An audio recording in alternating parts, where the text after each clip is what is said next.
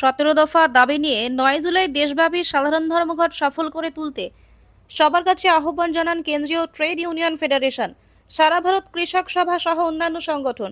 এই মর্মে শ্রীভূমিতে সংগঠনের উদ্যোগে সমাবেশ অনুষ্ঠিত হয় সোমবার। শহরের বি.আর. আম্বেদকর উদ্যানে আয়োজিত হয় সমাবেশ শ্রমজীবী লোকদের নিয়ে। পরবর্তীতে সেখান থেকে র্যালি বের করা হয়। দেশব্যাপী সাধারণ ধর্মঘটে সবাই যাতে সামিল হন তা বার্তা দিতে র্যালির আয়োজন। উল্লেখযোগ্য দাবিগুলোর মধ্যে শ্রম কোড বাতিল, কর্মচারীদের পুরনো পেনশন বহাল রাখা, নিত্য প্রয়োজনীয় দ্রব্যমূল্য আকাশ ছোঁয়া তা নিয়ন্ত্রণে নিয়ে আনা ইত্যাদি। বন্ধ আবহনকারী মিডিয়ার সামনে কি বললেন তা শুনে নেওয়া যাক।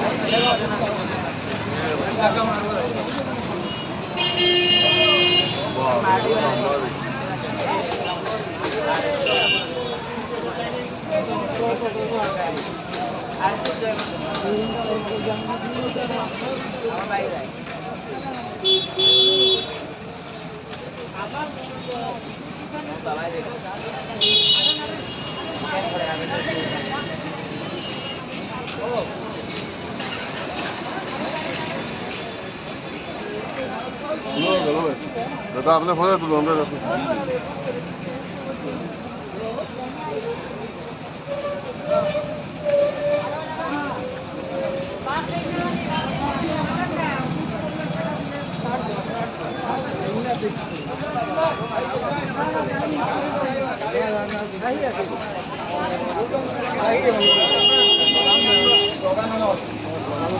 ইনকলাব জিন্দাবাদ জিন্দাবাদ জিন্দাবাদ জিন্দাবাদ জিন্দাবাদ জিন্দাবাদ কোন জায়গা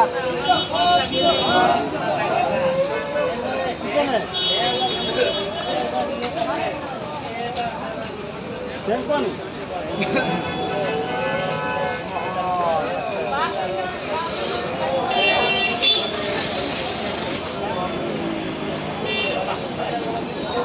আজকে আমরা এই যে সভা এবং আজকের এই মিছিল সেটা আগামী 9 জুলাই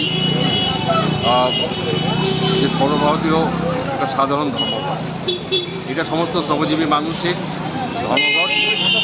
এর মধ্যে সংযুক্ত কিষাণ মোর্চা, মোটর শ্রমিক এবং বিভিন্ন যারা শ্রমজীবী মানুষ তারা এখানে আছে।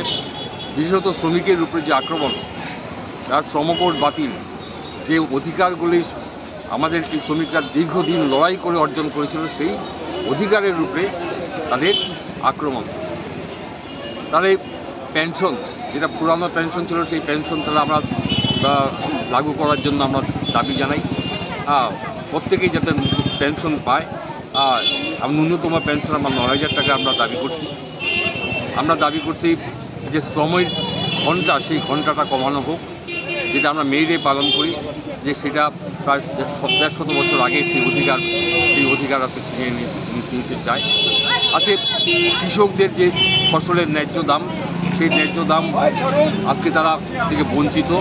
প্রায় বছরের উপর সেই কৃষকরা দিল্লি রাজপথে দাঁড়িয়ে যে 3টা কালো কানুন বাতিল করতে সমর্থ হয়েছিল, তখন তাদের মূল দাবি ছিল যে কৃষকের ফসলের ন্যায্য দাম, কিন্তু সেই অধিকার থেকে কৃষকরা বঞ্চিত। এই সমস্ত বিভিন্ন দাবি নিয়ে 17 দফা দাবি নিয়ে আজকের আমাদের এই মিছিল এবং লড়াই। গোপন সংবাদের ভিত্তিতে তেলিয়ামুড়া থানা পুলিশ তেলিয়ামুড়া রেল স্টেশন সংলগ্ন ত্রিশাবাড়ি এলাকা থেকে 5 লক্ষাধিক টাকার ব্রাউন সুগার সহ 2 যুবককে আটক করতে সক্ষম হয়েছে। গোটা ঘটনার পরিপ্রেক্ষিতে পুলিশের বক্তব্য হচ্ছে, সুনির্দিষ্ট খবরের ভিত্তিতে অভিযান সংগঠিত করে এই সফলতা আসে।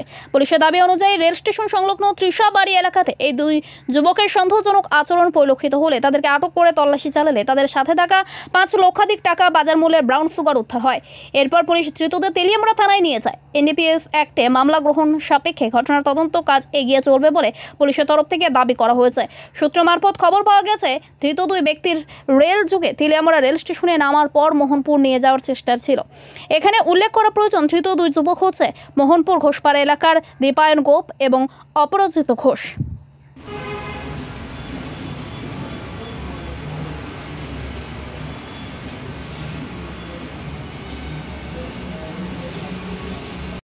থেকে কতটুকু এনডিপিএস আটক করেছেন, সফল হয়েছেন আপনারা? আমরা গতকাল গোপন সংবাদের ভিত্তিতে তেলিয়ামুড়া রেল স্টেশনের যে ট্রাইজেল ছিল ওখানে আমরা রেড কন্ডাক্ট করি।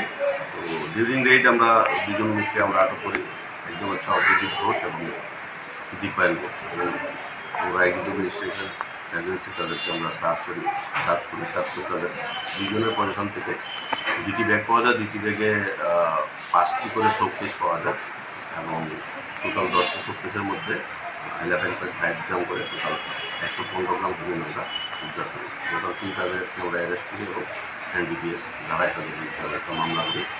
আজ কোর্টে সোপর্দ করা হয়। স্যার, আটককৃত এনডিপিএস আইটেমগুলির বাজার মূল্য কত টাকা হতে পারে? বাজার মূল্য মিনিমাম 5 লক্ষ। 5 লক্ষ টাকা। স্যার, কোন জায়গা থেকে কোন জায়গার উদ্দেশ্যে কিছু কি জানা গেছে? তারা তেলিয়ামুড়া স্টেশনে নেমে তেলিয়ামুড়াতে আসার উদ্দেশ্য ছিল। তো আমরা গোপন সংবাদের ভিত্তিতে আবারও এক নাবালিকা বিবাহ রোধ করতে এগিয়ে এলো খোয়াই জেলা চাইল্ড প্রোটেকশন ইউনিট। সোমবার খোয়াই জেলা চাইল্ড প্রোটেকশন ইউনিটের কাছে একটি খবর আসে যে তেলিয়ামুড়া থানাধীন মোহরছড়া এলাকার 15 বছর বয়সী এক নাবালিকাকে একই থানা এলাকার মহারানীপুর এলাকার বাসিন্দা ভক্ত দাসের 32 বছর বয়সী ছেলে রাহুল দাস তার বাড়িতে তুলে এনে বিবাহ বন্ধনে আবদ্ধ হতে চলেছে। এই খবর পাওয়া মাত্রই খোয়াই জেলা চাইল্ড প্রোটেকশন ইউনিটের উদ্যোগে তেলিয়ামুড়া থানার পুলিশকে সাথে নিয়ে মহারানীপুর এলাকায় সেই ছেলের বাড়িতে অভিযান চালায় এবং ছেলের বাড়ি থেকে নাবালিকা মেয়েটিকে উদ্ধার করা হয়। বর্তমানে সেই নাবালিকা মেয়েটি চাইল্ড লাইনের তত্ত্বাবধানে রয়েছে। এই দিনের এই অভিযানে উপস্থিত ছিলেন খোয়াই জেলা চাইল্ড প্রোটেকশন অফিসের লিগ্যাল কাম প্রফেশন অফিসার প্রশান্ত দেব বর্মা, চাইল্ড হেল্পলাইনের কর্মী অপূর্ব ঘোষ সহ অন্যান্য কর্মীরা। তবে বর্তমান সময়ে দাঁড়িয়ে যেভাবে সমাজে নাবালিকা বিবাহের মতো ঘটনা বৃদ্ধি পাচ্ছে তা আগামী দিনে সমাজের উপর এক নেতিবাচক প্রভাব ফেলতে পারে বলে একাংশ শুভবুদ্ধি সম্পন্ন মহলের অভিমত।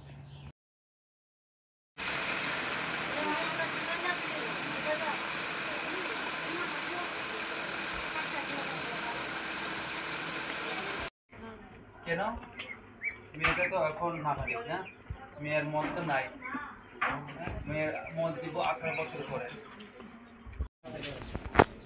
একসাথে না অনুষ্ঠানের আগে এই দিনে অনুষ্ঠান বলতে আপনারা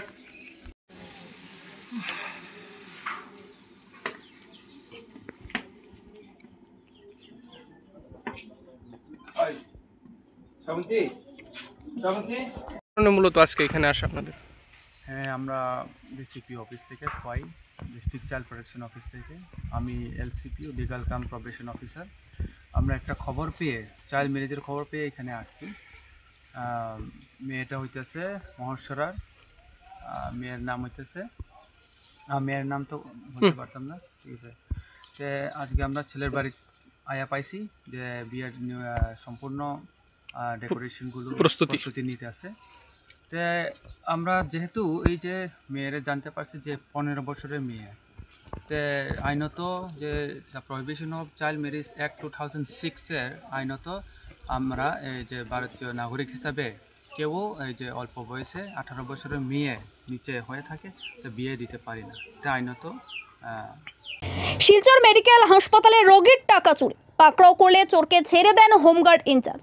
উঠছে নানা প্রশ্ন। শিলচর মেডিকেল কলেজ হাসপাতালে নিরাপত্তা ব্যবস্থা নিয়ে ফের প্রশ্নের মুখে। রোগী ও স্বজনদের নিরাপত্তা নিয়ে জনমনে চরম উদ্বেগ দেখা দিয়েছে। সূত্র অনুযায়ী সোমবার সকালে শিলচর মেডিকেল কলেজ হাসপাতালে এক বৃদ্ধ রোগী চিকিৎসা করাতে এসে খোয়ালেন টাকা। বৃদ্ধের পকেট থেকে টাকা হাতিয়ে নেয় এক চোর। এই ঘটনাটি হাসপাতাল কর্তৃপক্ষের নজরে পড়লে তখন হাসপাতাল কর্তৃপক্ষ শিলচর রংপুর করাতি গ্রামের পরিমল চৌধুরী নামের এক চোরকে হাতে নাতে ধরে হোমগার্ড ইনচার্জ উত্তম রায়ের তুলে দেওয়া হয়। কিন্তু আশ্চর্যজনকভাবে দায়িত্বপ্রাপ্ত হোমগার্ড ইনচার্জ চোরকে পুলিশে না দিয়ে ছেড়ে দেয়। এই ঘটনা নিয়ে হাসপাতাল কর্তৃপক্ষের তরফে এখনও কোনো আনুষ্ঠানিক বিবৃতি পাওয়া যায়নি। তবে এই ঘটনার প্রেক্ষিতে হোমগার্ডের ভূমিকা নিয়ে তদন্ত দাবি করেছে স্থানীয় মানুষ। এদিকে হোমগার্ড কর্তৃপক্ষের কাছ থেকে বিষয়টি জানতে চাইলে তারা জানান তাদের অসাবধানতার কারণে এই ঘটনাটি ঘটেছে। তারা লোকটি মাদক আসক্ত ভেবে চোরকে ছেড়ে দিয়েছেন। পরে যখন তারা জানতে পারেন লোকটি আসলে চোর, তখন হোমগার্ড ইনচার্জ উত্তম রায় সঙ্গে সঙ্গে এই চোরকে আটক করতে তদন্তে নেমেছেন। শিলচর মেডিকেল কলেজে চুরির মতো স্পর্শকাতর ঘটনায় প্রশাসনের উদাসীনতা যদি চলতে থাকে তাহলে সাধারণ রোগী ও তাদের পরিবারের নিরাপত্তা কোথায়?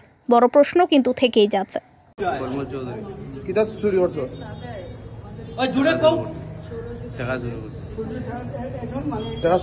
আর কিতা করছ? মোবাইল খালি টাকা চুরি করছ? বাড়ি কই? রংপুর করাতে গেলাম। হ্যাঁ, রংপুর করাতে গেলাম। কতদিন দিয়ে করে চুরি? কতদিন দিয়ে করে চুরি? আমি আজকে খালি আজকে হয়েছ?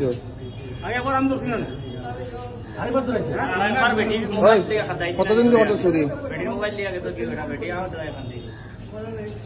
কতদিন দিয়ে করতে চুরি? আজকে 2 দিন হলো।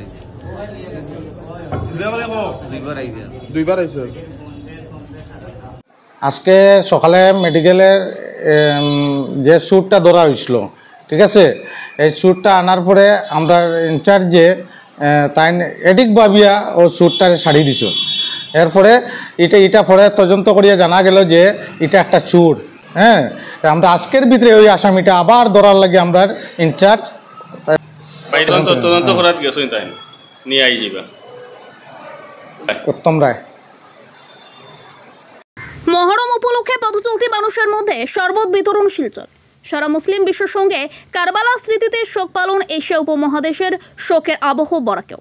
মহরম আরবি হিজরি সনে প্রথম মাস ও মহাশোকের মাস। আজ মহরম মাসের 10 তারিখ অর্থাৎ আশুরা। মহরম উপলক্ষে পথচলতি মানুষের মধ্যে শরবত বিতরণ করা হয় বরাক উপত্যকার শিলচরে।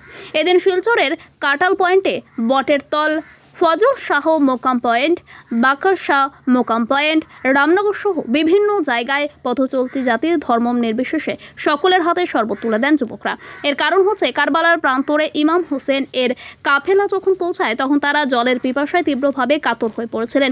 সে সময় ইউফ্রেটিস নদী তাদের থেকে খুব দূরে ছিল না, কিন্তু শত্রুরা তাদের জল সংগ্রহ করতে দেয়নি। ইমাম হোসেনের শিশু সন্তানরাও পিপাসায় কাতর হয়ে ছটফট করা ছিল কারবালার ময়দানে।